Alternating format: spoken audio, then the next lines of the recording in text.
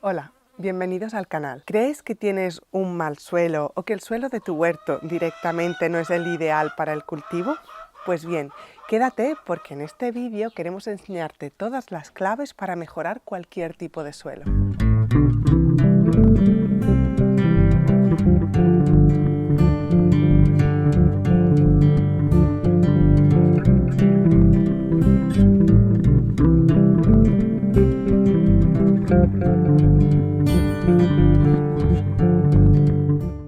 El suelo ideal sería aquel que no fuera ni demasiado arcilloso ni demasiado arenoso, lo que se conoce como un suelo franco.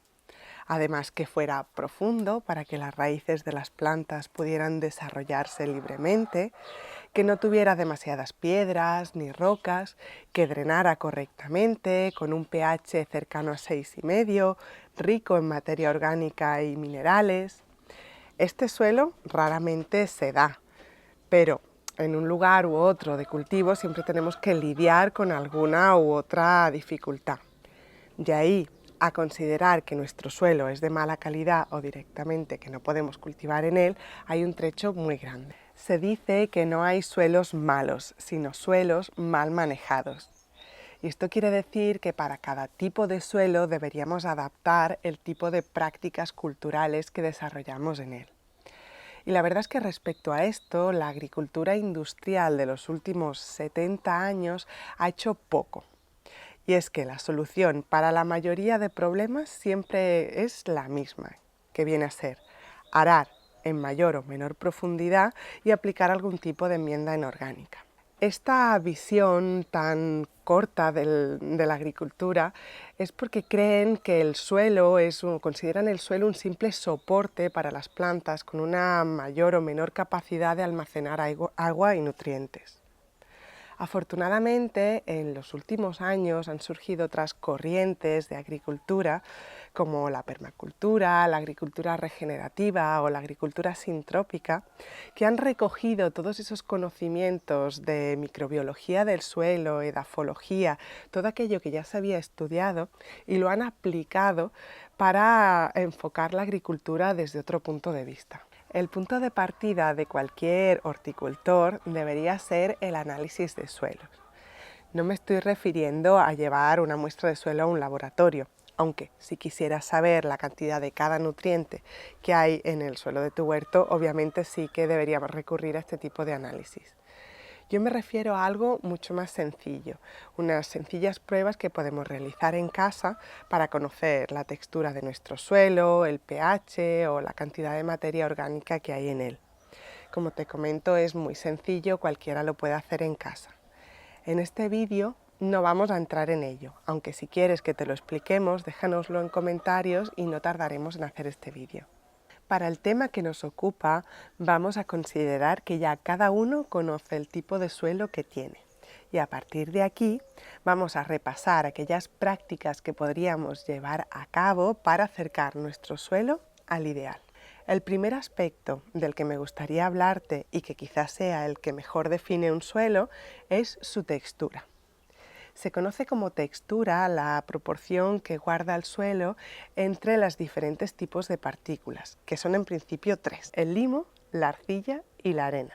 Si nuestro suelo tiene una alta proporción de arena, tendremos un suelo arenoso. Si la proporción de arcilla es muy alta, entonces tendremos un suelo arcilloso. Si la proporción alta es la de limo, entonces el suelo es limoso. Y se conoce como un suelo franco aquel que guarda equilibrio entre estos tres tipos de partículas. Aunque también existen puntos intermedios, como por ejemplo un suelo puede ser franco arcilloso o franco arenoso. Nos hemos encontrado con mucha gente que nos decía tener un mal suelo de cultivo por ser arcilloso, cuando en realidad los suelos arcillosos son de los mejores para la agricultura. Solo hay que saber cómo trabajarlos, y esto es importante. La arcilla es la partícula más pequeña de todas las que te he nombrado antes, y esto quiere decir que es más propensa a la erosión. Cuando llueve se disuelve más fácilmente y el agua de la lluvia se la lleva. De esta manera, con esta erosión, cada año se pierden toneladas de tierra de cultivo que acaban en los mares. Los suelos desnudos, sin cultivar, son los más propensos a la erosión. Siempre es mucho mejor dejar una cubierta en el suelo y gracias a las plantas conseguimos retener toda esa arcilla y materia orgánica que tanto nos interesa en el suelo. Una medida que también nos puede ayudar mucho a frenar la erosión es el acolchado. Pero volviendo a las arcillas tienen una capacidad muy grande de retener agua y esto en ocasiones nos puede venir muy bien y en otras ocasiones puede ser un problema. Por ejemplo, en primavera, en nuestro clima, llueve mucho y si tenemos un suelo muy arcilloso puede tardar mucho en secarse y dificultarnos el entrar al huerto o favorecer la proliferación de hongos. O también hay algunos tipos de arcillas que justamente pueden tener el problema contrario y es que cuando vienen los periodos de sequía, como retienen tanta agua y tan fuerte, no son capaces luego de cedérsela a las plantas. Encontrarás autores que recomiendan añadir arena a los suelos arcillosos, aunque la verdad es una práctica con la que no estoy nada de acuerdo.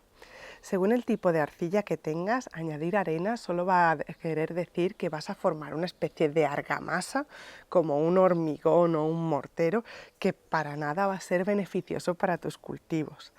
Y eso sin contar que transportar grandes cantidades de arena conlleva un gasto energético y un impacto ecológico tremendo. En realidad existe una solución mucho más fácil, mucho más ecológica y que nos va a dar mucho mejor resultado.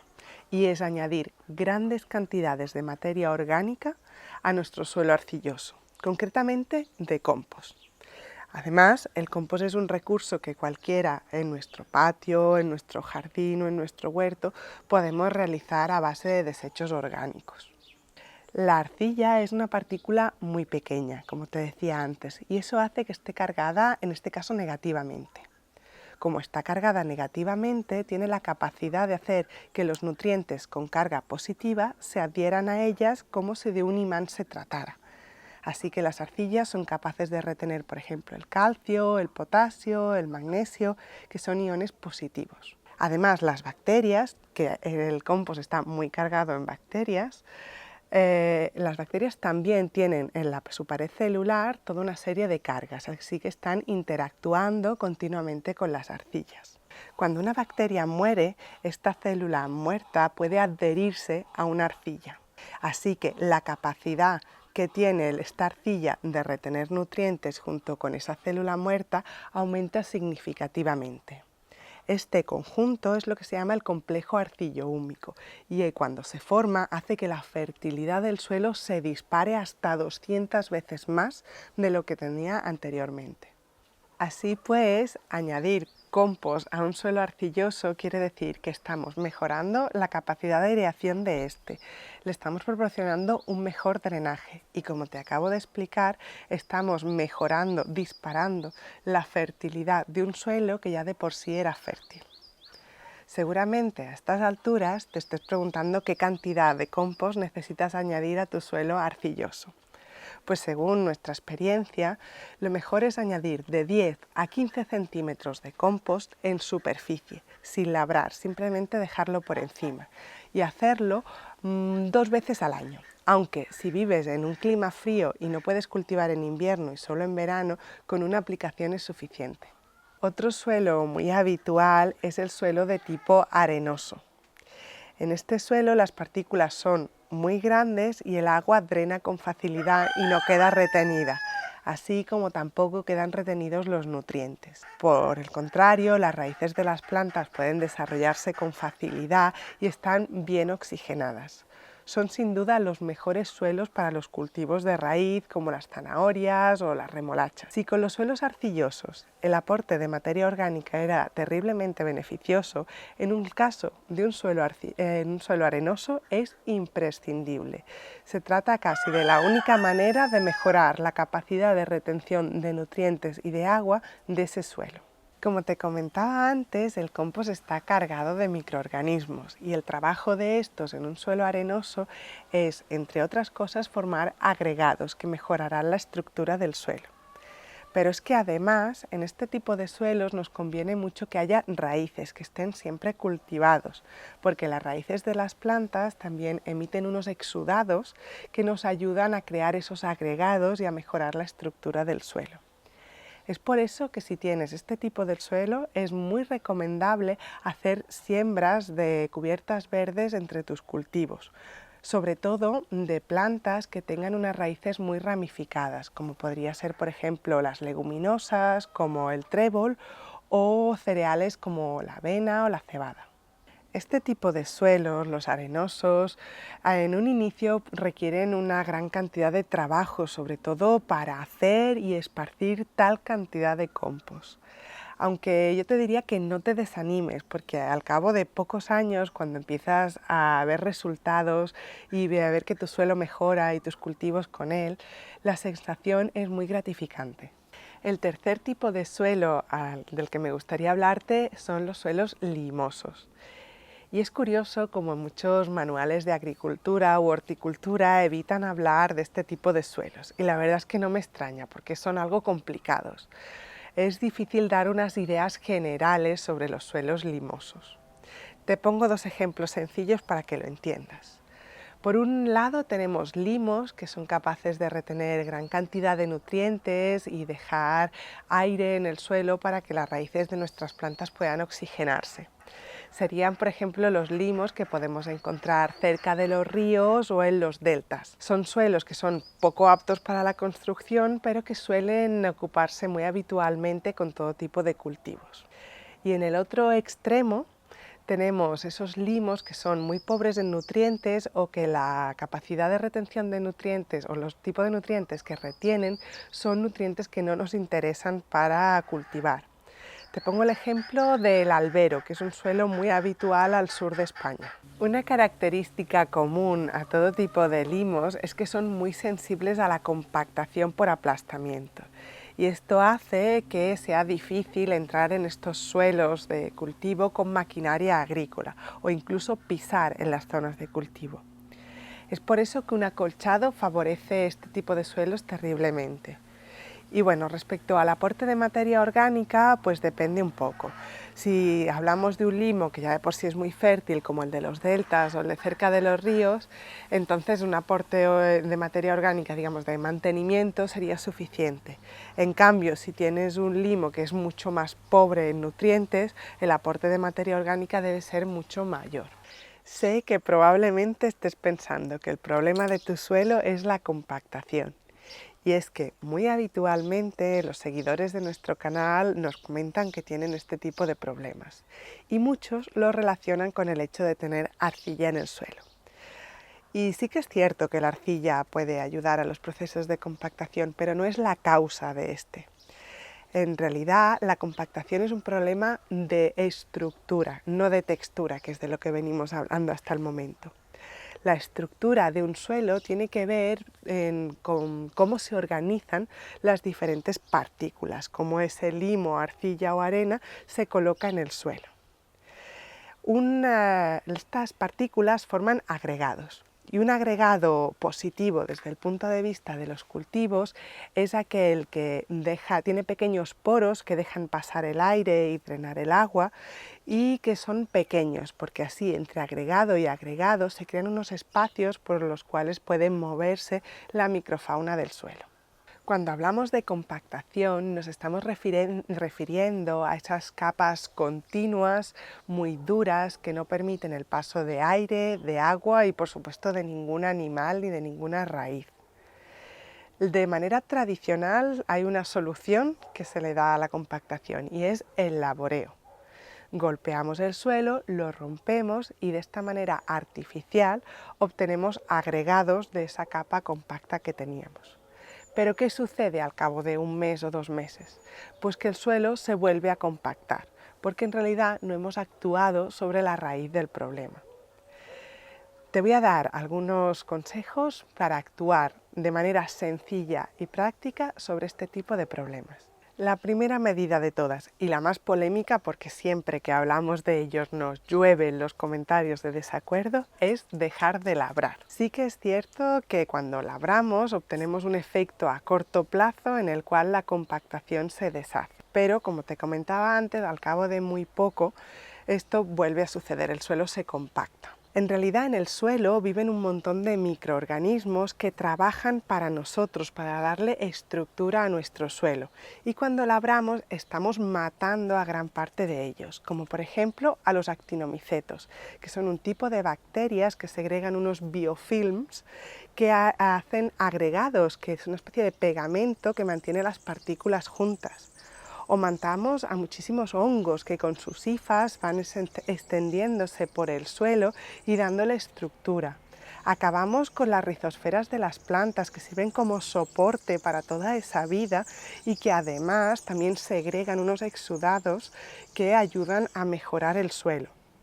¿Por qué vamos a cargarnos a toda esa fauna útil, a todos esos microorganismos que están trabajando a nuestro favor por un efecto tan a corto plazo?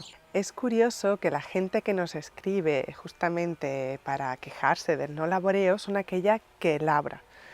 En ningún caso nos hemos encontrado ningún comentario de gente que haya dejado de labrar y nos escriba diciéndoles que no le ha funcionado. Justamente ha sido lo contrario. Y es que dejar de labrar no es simplemente dejar de voltear el suelo, sino que el tiempo y la fuerza que dedicabas, esa energía, a remover el suelo, ahora deberías aplicarla a otro tipo de tareas, como pueden ser recopilar materia orgánica, hacer compost, poner acolchado, esparcir ese compost.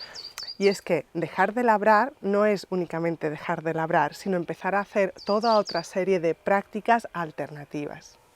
Y volviendo al laboreo, cuando labramos no solo estamos perjudicando a los microorganismos del suelo, sino también a todos esos macroorganismos que queremos en él. Y me refiero, por ejemplo, a las lombrices de tierra, en concreto a un tipo de lombrices que son las lombrices anéficas. Son unos animales que raramente vemos porque viven excavando túneles, galerías verticales y suelen vivir a gran profundidad. Estas galerías verticales que excavan son capaces de atravesar capas de compactación, así que si tienes este tipo de problemas en tu suelo, te interesa muchísimo tener lombrices anéficas. Está comprobadísimo que en un suelo que se labra continuamente no existen lombrices anéficas, no pueden vivir en él. E incluso cuando dejamos de labrar, las lombrices anéficas tardan unos 2 años en volver a instalarse en ese suelo. De hecho, la agricultura regenerativa las tiene muy en cuenta y son un bioindicador muy importante. La siguiente medida que podemos aplicar para evitar la compactación es, como no, aplicar grandes cantidades de materia orgánica. Y aunque siempre hablamos de compost, en realidad las opciones son muy variadas. Por ejemplo, para favorecer la aparición de toda esa vida que queremos en el suelo, esos microorganismos, por ejemplo, estos necesitan mucho nitrógeno para reproducirse, así que podríamos aplicarles materia orgánica, por ejemplo, en forma de harina de sangre o harina de pescado, que es muy rica en nitrógeno, o para quien prefiere una opción más vegana, pues harina de alfalfa o directamente un acolchado de alfalfa. Si lo que queremos es hacer un gran aporte de microorganismos al suelo, tenemos varias opciones. Podríamos hacer un té de compost o de vermicompost o directamente aplicar humus de lombriz, también conocido como vermicompost, al suelo. Y es que ya te hemos explicado en alguna ocasión que el lugar del mundo donde más concentración de bacterias hay es en el tubo digestivo de las lombrices. Evitar el riego por inundación puede ser una práctica muy interesante para evitar la compactación del suelo. Y es que este tipo de riego favorece la reordenación de las partículas por tamaño. Y las arcillas, que son las más pequeñas, quedan en la capa superior. Así que podemos acabar creando una capa superior muy pura de arcilla que al secarse se endurece y se compacta con facilidad. Además, el riego por inundación dificulta el aporte de materia orgánica en superficie. Evita entrar con maquinaria pesada a tu cultivo. El uso de tractores o ese tipo de maquinaria son una de las principales causas de compactación del suelo. Aunque no solo este tipo de maquinaria tan grande, también esos pequeños motocultores o motoazadas crean una suela de labor. Sucede tanto con la maquinaria grande como con la pequeña. Esa suela de labor no es más que una capa de compactación que aparece unos centímetros por debajo de donde entra el apero. Ya sabes que nuestra opción siempre es la de no labrar, pero si por lo que sea no te convence y quieres labrar, una buena alternativa sería el uso de layas de 2 mangos para un trabajo vertical del suelo. Según el pH de nuestro suelo, este puede ser ácido, neutro o básico. Aunque el pH neutro está situado en 7, en realidad cuando hablamos del suelo, un suelo con un pH neutro se considera aquel que tiene un pH entre 6 y 6,5. Por debajo de esto está considerado un suelo ácido y por encima un suelo básico. El problema de los suelos ácidos es que dificultan la vida de muchas bacterias del suelo. Es cierto que hay bacterias adaptadas a vivir en cualquier ambiente y por supuesto hay bacterias viviendo en los suelos ácidos. Lo que pasa es que ciertos tipos de bacterias que son imprescindibles para nuestros cultivos, como son las bacterias nitrificantes, no pueden vivir en un pH inferior a 6,2. Las bacterias nitrificantes son aquellas que transforman el nitrógeno de la materia orgánica en nitritos, y los nitritos es la forma de nitrógeno que la mayoría de nuestras plantas del huerto pueden asimilar. Además, en los suelos ácidos es donde se desarrollan mejor los hongos, y estos tienden a acidificar aún más el suelo. Las plantas absorben nutrientes de manera más o menos eficiente en función del pH del suelo. Con un pH del 6,5 la absorción de la mayoría de nutrientes es óptima, pero a la que el pH desciende nuestra planta puede empezar a tener problemas en la absorción de calcio, de fósforo, de magnesio, de molibdeno o de boro. De manera tradicional se ha usado la cal para subir el pH del suelo. El problema de la cal agrícola es que es mayoritariamente calcio y para subir mínimamente el pH necesitamos aplicar muchísima cantidad de sal y estamos saturando el suelo de calcio con los problemas derivados que esto puede tener. Una medida alternativa y que yo te recomiendo muchísimo más es que apliques ceniza en lugar de cal. La ceniza es rica en calcio, pero también en potasio, en magnesio y en otros minerales. Pero mucho cuidado con esto. Sé que a menudo se recomienda por redes el uso de ceniza como si un fertilizante maravilloso se tratara, y para nada es así. De hecho, no recomiendo el uso de ceniza en la mayoría de suelos agrícolas. Únicamente si tu suelo es ácido y te interesa por el motivo que sea subir el pH de este, debes aplicar entre 10 y 15 kilos de ceniza por cada 100 metros cuadrados de cultivo al año. Pero me gustaría recalcar que esto es únicamente si tienes un suelo ácido. Si el pH de tu suelo es neutro o básico o directamente no sabes el pH de tu suelo, por favor no apliques ceniza en él, porque al final los problemas que vas a causar son mucho mayores que los beneficios. Si el pH de tu suelo es alto, entonces tienes un suelo básico. Para este tipo de suelos es muy habitual encontrar que se debe a la presencia de roca caliza y por eso tu suelo tiene un pH básico. Si tienes este tipo de suelo, hay algunos cultivos que deberías evitar, como por ejemplo algunos cítricos o también los hibiscus, los arándanos o las hortensias. De hecho, cuando tienes un pH básico, a las plantas les cuesta absorber algunos nutrientes, como por ejemplo el manganeso, el hierro o el boro. De hecho, la más conocida carencia en este tipo de suelos es la clorosis férrica, que es la carencia de hierro, y se manifiesta con un amarilleamiento de las hojas. Una solución a corto plazo, si tienes un problema de clorosis férrica, es aplicar quelato de hierro al suelo, para que así tus plantas puedan absorber el hierro. Pero a largo plazo lo que mejor funciona es mantener una población sana de microorganismos. Se ha visto que algunos de estos microorganismos que viven en la rizosfera de las plantas, como por ejemplo Pseudomonas fluorescens, de la cual ya te hablamos en un vídeo, te dejo por aquí el link si te interesa, Se ha visto que esta bacteria tiene una capacidad siderófora, es decir, es capaz de crear ella el quelato de hierro, y esto hará que a tus plantas no les falte el hierro a pesar de tener un suelo calizo. Tradicionalmente se han usado dos técnicas para hacer bajar el pH del suelo. Una de ellas es la aplicación de grandes cantidades de turba. Obviamente es una medida que no te recomiendo. En primer lugar, por el impacto energético y ecológico que puede tener la extracción y el transporte de tales cantidades de turba. Además, si decides optar por esta medida para bajar el pH de tu suelo, te vas a hacer dependiente de la turba, porque es una medida muy cortoplacista, y si tienes una roca caliza debajo, el pH continuamente va a tender a subir, así que vas a tener que volver a aplicar turba para volver a bajarlo, y así se genera un ciclo sin fin. Otra medida que tradicionalmente se ha usado es la aplicación de azufre al suelo. Tampoco te recomiendo esta medida. Al aplicar grandes cantidades de un nutriente que la planta necesita en muy poca cantidad, estamos saturando al suelo con un nutriente totalmente innecesario.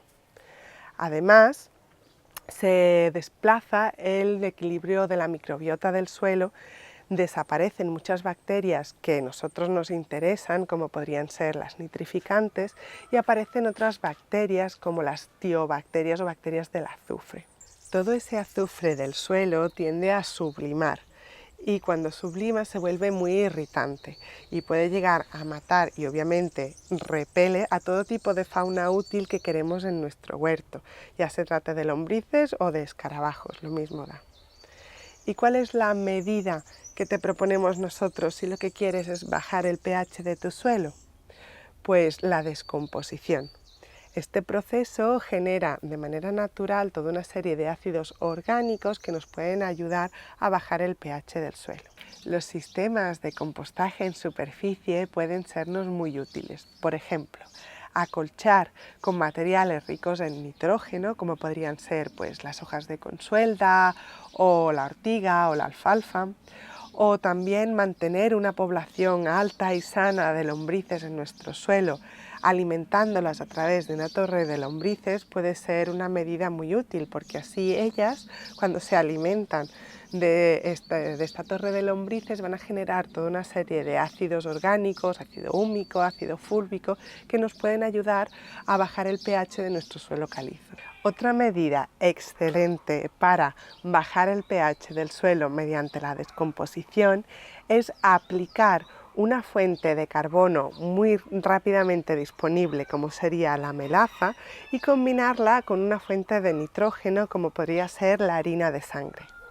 Si mezclamos estos dos ingredientes en agua y regamos el suelo, la actividad de los microorganismos va a aumentar considerablemente y con ello la producción de ácidos orgánicos. Tengo que aclarar que estas medidas que te proponemos para subir o bajar el pH son medidas temporales.